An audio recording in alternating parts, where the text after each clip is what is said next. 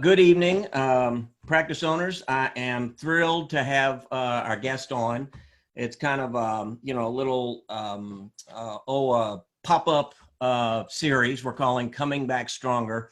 And as you know, what I've been doing is reaching out to our key opinion leaders, contributors, good friends of the Profitable Dentist magazine, people whose advice we've counted on for many, many, many years. And today I'm thrilled to have on one of our old friends, Dave Phelps. Dave, how you doing today?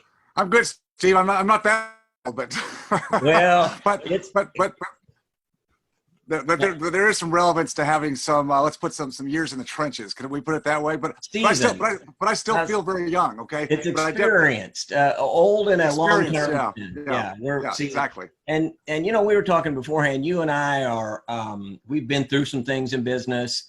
A lot of practice owners haven't, and you know, the sort of the atmosphere out there today is very tense and stressful. So what I was hoping we could do today, you have with Freedom Founders, you have sort of a way that you approach financial independence, which is very, spot on and extremely relevant today. So what I'd like to do is ask you to share with the listeners and the viewers what you do, kind of how you got to where you are, what Freedom Founders is, and then we'll kind of jump into a couple hands-on tactical things that practice owners can do to find a little bit of financial security and, you know, a little bit of stress relief. So can you kind of share how you got to where you are?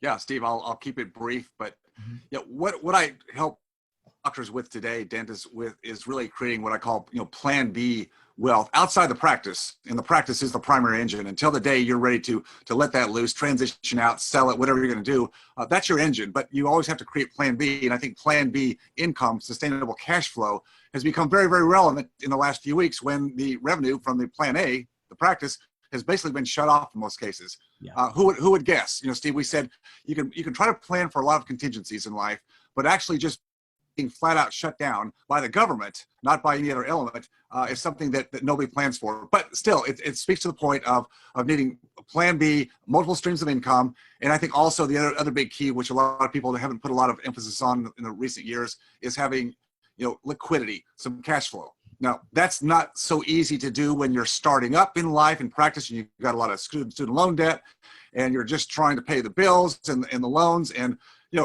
having a lot saved up. But it goes to I think the premise that a gentleman I truly admire from his leadership standpoint. I don't follow all of his financial advice, but some of it's very, very good. And that's Dave Ramsey, who talks about having a reserve. So I think getting back to a point where when you get back up and running, having some liquidity, having a reserve, putting away some operating liquidity, cash flow, that can help you survive, at least 2-3 months, ideally 6 months. Get there, work towards that. So if you're shut down, because it may not be the government or a virus next time, gosh, it could unfortunately be your health. Or in my case, it was my daughter's health that pulled me out of the practice back 15 years ago when she was after leukemia, epilepsy, and a liver transplant. I'm going, okay, I got to do something different, because the practice, while it was my engine that drove my active income, Steve, I needed to be away. I need to be with her. So I was building my plan B since my days in college and in dental school, buying real estate. So I did both. I'm kind of a crazy guy. I'm an outlier. I'm not saying it was easy. I'm not saying everybody can do it the same way, but I try to help people in Freedom Founders do it faster so they don't have to do what I did. And that's like have 2 careers, which juggling those 2 balls, again, was not easy. So that's what we do today. And I'm not here really to talk about, so much the plan B, other than say that's something people should be looking at, start working towards. What you and I are here today to talk about is where we are right now and what practice owners can be doing right now, today, to prepare for coming back after this mandated shutdown. So let's talk about that and getting them ramped up, right? But that's where I come from. I just throw out one other small piece. I've been through a number of downturns, well, both recession and my own personal. Okay, so I kind of double dipped all this stuff, Steve. But the reason why I'm laughing today, I'm laughing. Not because I laugh in the crisis mode. I know there's a lot of people that are going through hardship. People are sick right now. They have family members. They may know people in the community dealing with the virus. Okay, I'm not laughing about that at all. The reason I'm smiling, though, is that I'm a pragmatic optimist, okay? I'm not a Pollyanna, all right? I'm not, okay, it's all going to be green side. I'm pragmatic, but here's why I'm smiling, is because every downturn that I went through in my life, and I could count, five different ones on my hands, some that were economic recessions that I had no control over, and some were, personal health stuff. And I screwed up a practice sale. I sold my practice and carried back paper back in the depth of the 2008 downturn, and had to take it back through litigation, and took it back at a time when there was no value on that practice, when I couldn't get a bank loan to save my life. I was dipping into lines of credit, going down the hole, probably like a lot of dentists are right now, thinking, okay, I'm taking these loans, I'm taking the PPP, the EIDL, I'm going to lines of credit. I am going in the hole faster than I can save my life. And I'm just telling you, even though it sucked when I was there, I just didn't really see a way out of that hole at the moment. But I'm telling you, getting through these times of crisis will make every one of you stronger and better, not only in your business, but in your personal life. And that's the positive I want people to take away. You will get through this. I mean, unless the virus gets you and you don't make it through the virus, which the odds of that are slim to none, you will survive this. And what you do today, right now, both in your mindset, how you think about who you are and what you want to be, how you want to look on the other side, the decisions you make right now, today, tomorrow, this week, the next 30 days, 60 days, are paramount to what you'll look like and how you'll live the rest of your life with you, your family, and the peace of mind, security that you always wanted, but society made you always chase a different ball. Does that make sense? Yeah, I think you're spot on. It's hard to see it when you're in the middle of it, in the depths of it. And even, especially young practice owners who, came out of dental school, took on a lot of debt, got their practice up and going. And this is maybe the first big thing. And this is probably the biggest thing for, most of us. I mean, you're right. Literally, we've never shut down business before. But even if you've been through it a few times, it's sometimes when you're in it hard to look on the other side. But you're right. There always is another side. And I've got a good friend, Craig Spodak. I think you know Craig in Miami. Craig's always, he's fond of saying, and he built this gigantic practice, like $10 million. And he says, he goes, one day I just figured at the end of the day, I'm still a dentist. If it all crashes around me and instead of Miami, I have to move to Denver, Denver's nice, but I'm a dentist there. So there's a little bit of consolation there, but we'd rather not go through it. So maybe some of those, the things, and again, just if I can, you do a great job with Freedom Founders. And again, we're not here to push or sell Freedom Founders, but it literally it was built around the idea of being able to sustain and survive through periods just like this.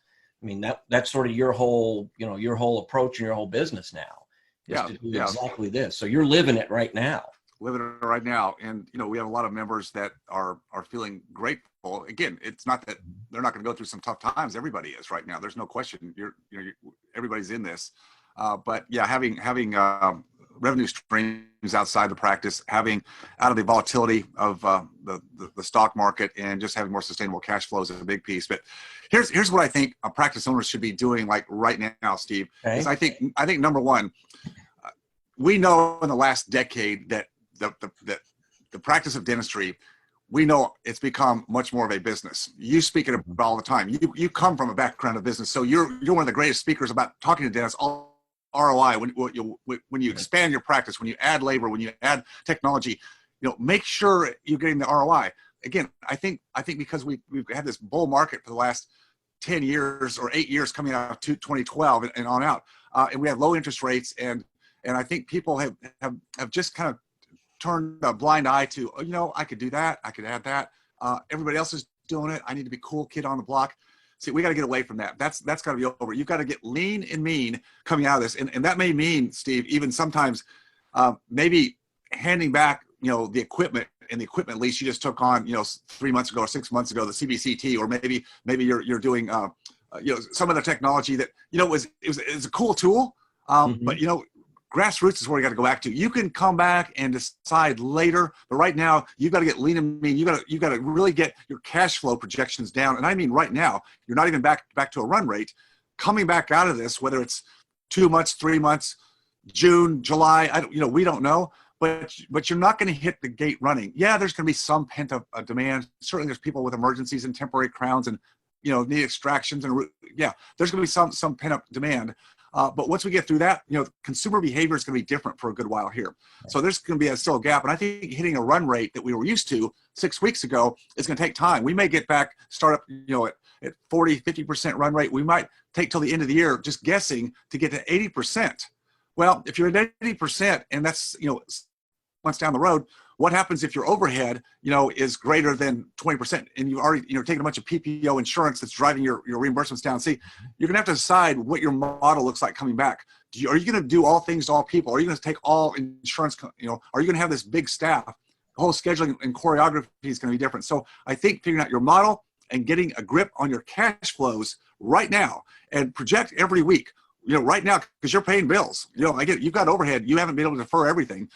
What's the cash flow like going out right now? What are the reserves you have in terms of the loans or lines of credit, or maybe you had some cash reserves? How fast is that going to dissipate? You need to have a run rate every week and check it every week, because it's going to change. It's going to change. So mitigating your outgo as best you can, and watching the cash flow that you're putting out right now as you get ready to hopefully ramp back up. Who are you going to bring on? So this is the second piece. What's your leadership and your team going to look like, Steve? This is a time when there's going to be, unfortunately, for some people, it's unfortunate, but for you, coming back, it may be a good thing. You're going to have ample opportunity to bring for people that you want to bring on the team to either replace people that were not so good, or eventually to add on. There's going to be an ample supply of good people, both in the dental industry and outside. You're going to be able to hire like never before if that's your game. So don't come on board with all your staff. I think right now, having staff meetings on Zoom, checking in with them, but you kind of get a chance to see who's on board and who's not. This is a reality check to say, maybe I don't bring back everybody. And I know some staff will listen to this and go, yeah, but staff, if you're listening to this, it's your chance too to also step up right now while your team is out of work for the most part.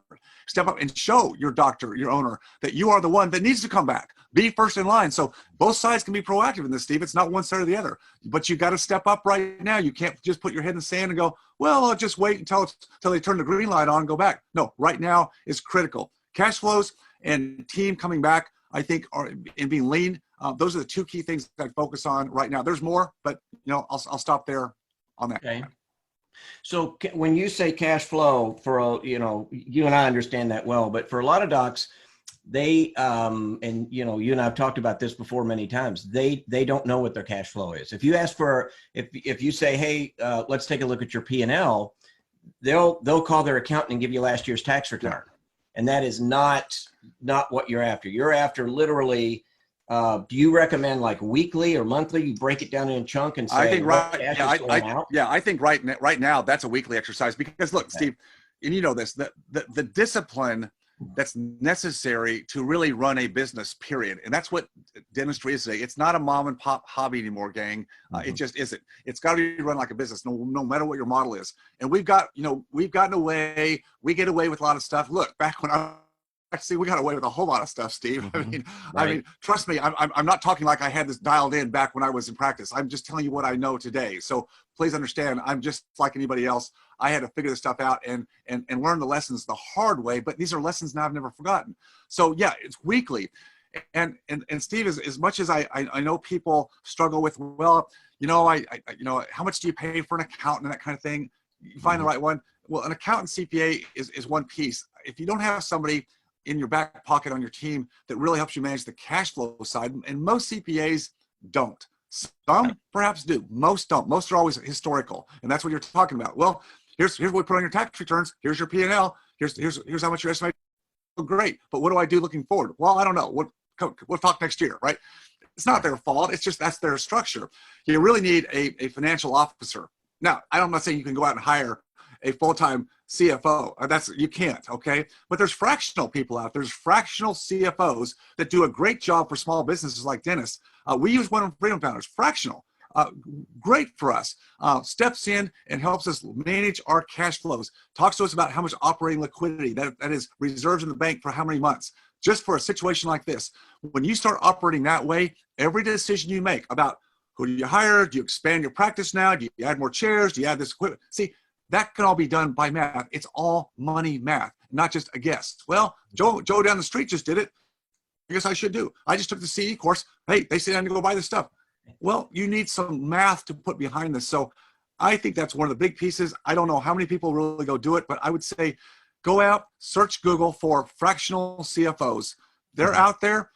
You can do interviews with them, get references. They're not that expensive. You get a fractional one. I think you got to put that together with your CPA. Do it now, because that's what's going to make you stronger coming out of this and stronger going forward.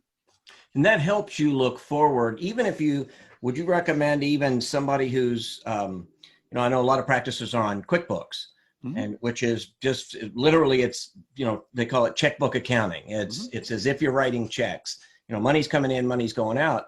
Right now, though, I think you could look back, say 3 months and say, all right, in the first week of the month, what goes out, the second week, the third week, and the fourth week, and probably get a good feel for the money that is going out. And something you said a while ago, maybe you need to get out of the lease on, a big fat lease on a piece of equipment that's costing you $3,000 a month and generating $500 a month. You can't be upside down like that for long. On the other side of it, and this is just a sort of a thought thing or an idea thing, in normal business, you measure your incomes and your outflows. So you've got, if my business is off 25%, and I'm running at a pretty thin margin, my costs need to be off 25%. So back to staff or back to whatever, I don't need 100% of staff when I'm at 50% of capacity. Can you kind of speak to how you might look at, you're as a practicing dentist and a practice owner, you've had to deal with those things, real deal. Can you kind of speak to how a doc might look at that, making those things measure or match up?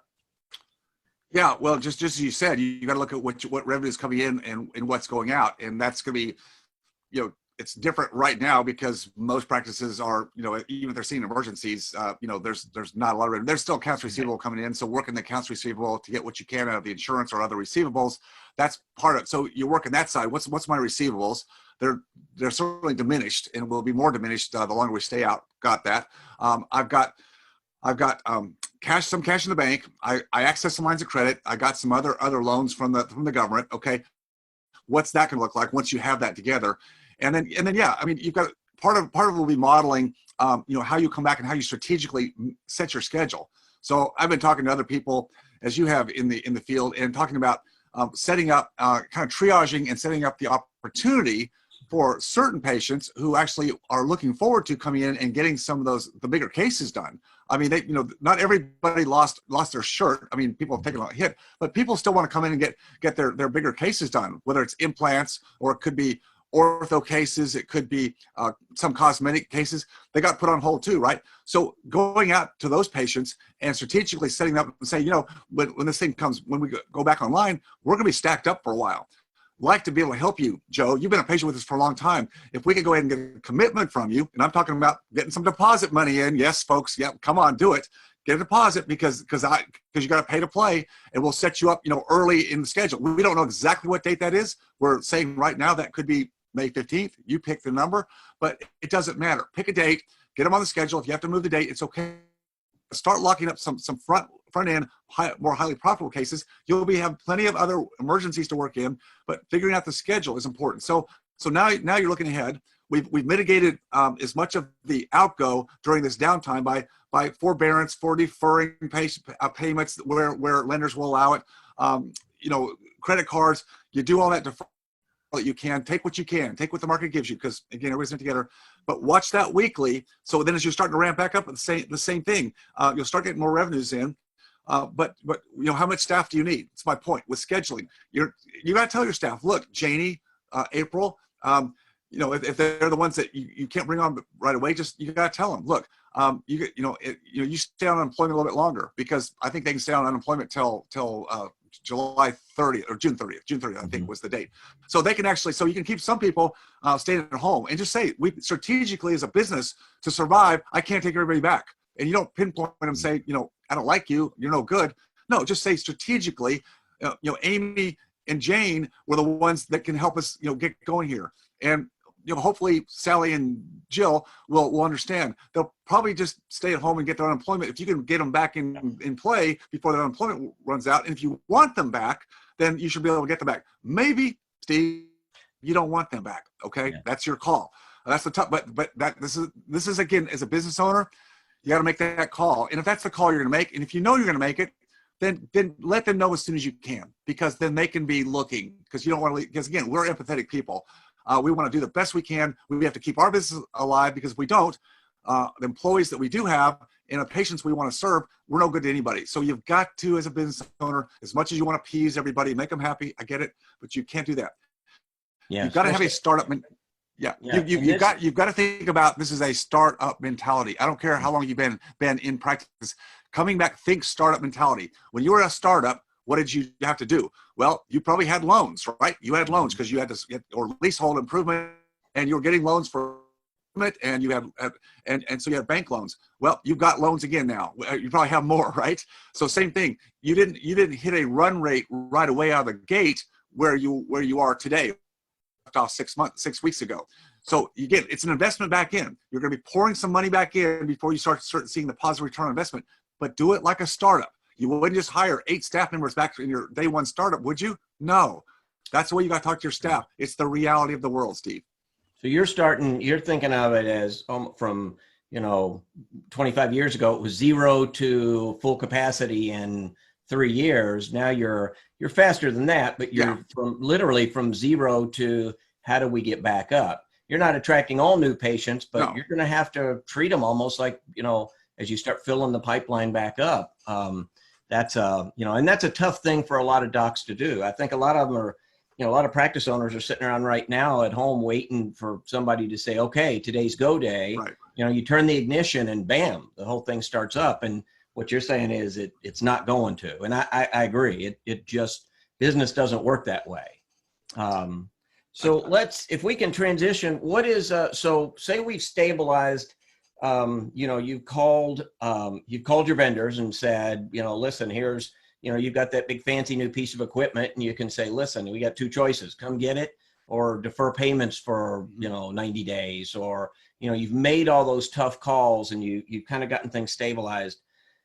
And again, we talked ahead of time. My belief is we are coming back, and you have a choice of coming back the same and maybe struggling because the world's going to be different, or you can come back stronger. You can realize things are going to change.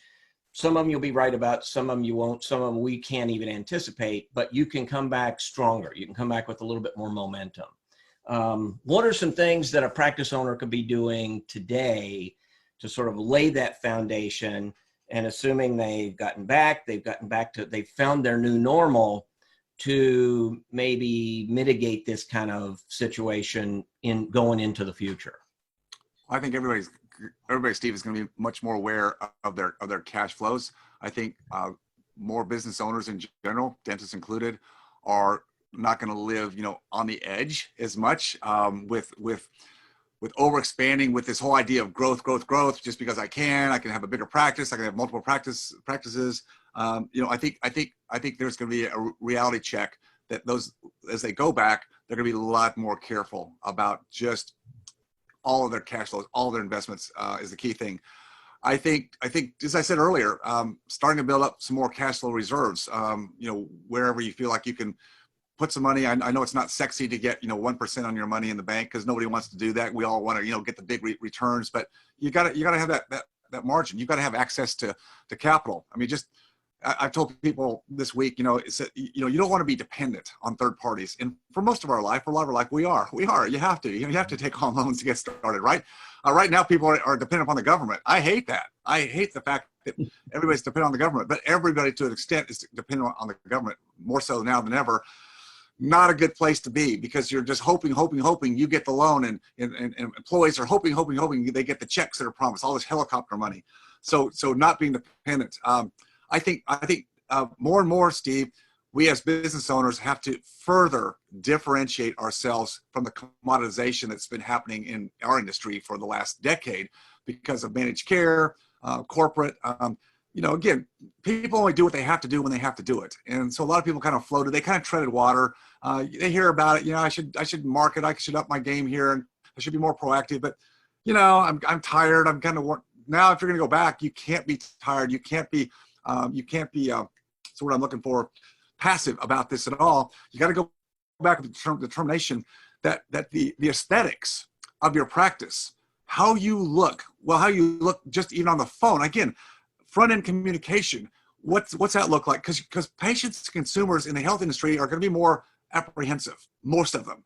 Most of them are going to be more apprehensive. They're not going to just like want to just jump back on their hygiene schedule. Some of them are going to be actually very fearful. And you're going to have to work through that. Number one, by how you show up. If you give me confidence on the phone, on your website, when I come to your office, that things look like you have even taken what you did before, which hopefully was a high standard, and you've upped the game, I'm feeling better. I'm feeling better. Now, I'm not going to go into the details of what all those things are, PPE, equipment, what you're doing to actually clean rooms, sterilize, keep patients apart, all that stuff you're going to have to figure out. There's certainly a lot of studies going on right now to do that, but you're going to have to show how you are different than the others out there, because if you don't, some of those patients won't come back and some won't come back to you. Even if you had a good relationship, they're going to be thinking in terms of their safety and the safety of their family, in spite of your great relationship you had before. I think, I was on an interview the other day, and I said, it just sort of popped out. I happened to read a story, and I said, I think you're going to be shocked at how many of your patients 6 weeks from now understand dental aerosols versus 6 weeks ago who never even knew it existed. And I agree with you wholeheartedly. You, and to come back stronger, you're going to have to realize that there is a very heightened awareness, whether it's a coronavirus, whether it's whatever it is. There's a very heightened awareness, I think, about how we spread things just in touch and feel, when we sneeze, when we cough, when we grab a handle. In fact, I tell a story about one of my sons who's 23. He was all excited, and this was just like a week or so ago. He said, I got an idea. I know what they should do. They should put that hand sanitizer in the grocery, because when you go to the grocery store and you grab the cart, there's a whole bunch of people who've touched it. And I said, they've done that for years. He had no idea. Never even noticed it. Right. Well, I guarantee you now he will notice. Yes. And so will a lot of other people. So, yes. So I agree with you that to be able to come back, you've got to be able to address it. You can't just come back and say, okay, we're open again. We blow some dust off. You do have to make some of those changes. The other thing I wanted to ask is, and I know this is, again, this isn't a pitch for Freedom Founders, but your whole idea is to take and you correct me if I'm wrong, you take the cash flow, the engine, if you will, of cash that comes through your practice, and you carve off a piece of that and put it over here for whether it's retirement, whether it's financial independence, whether it's just financial security. But a lot of docs, I don't think that way. They, their burn rate on their practice is exactly what's coming in or a little bit different. They don't pay their future self or their emergency self. No. Do you see that as something? So let me rephrase the question. What can they start doing today to say, okay, when we get back, I'm going to take X percent. I don't know if you have a suggestion, but X percent, and say, I'm just putting it over here. This is for future me, for retirement me, for secure me. How can they do something like that? So there's a great book, which probably most people have heard of it by now, by a good friend of mine, Mike Michalowicz, Profit First. Okay. So I would get the book Profit First, so I don't have to go into all the detail, but you're exactly right. Profit First says you pay yourself first instead of paying yourself last, which what most business owners, what I did for years, whatever was in the bank account, in the account at the end of the month, I go, okay, I guess I can take that home, right? So, yeah. Wrong way to run. So when you go profit first, then you're doing exactly what you're saying. Now, what you do with that profit first that you take out every month, top line, then you pay your expenses. So you reverse engineer the whole thing. Now, what you do with that profit, yes, I think, and that's what we do really well in Freedom Founders is I'm not a big fan of the stock market, just let you know. We don't put it in 401ks because that's the lockbox. You can't get to it until you're 59 and a half. Many reasons I despise that, except for the discipline. So we show our members how to put their capital into once they've optimized their practice, Steve. And again, you put your money back in your practice if you can make that, because you can get the best ROI in your practice. So let's not forget that, okay? There's still places you can better your practice. Then you take that profit first and you go, okay, I'm gonna put it right back in the practice. Here.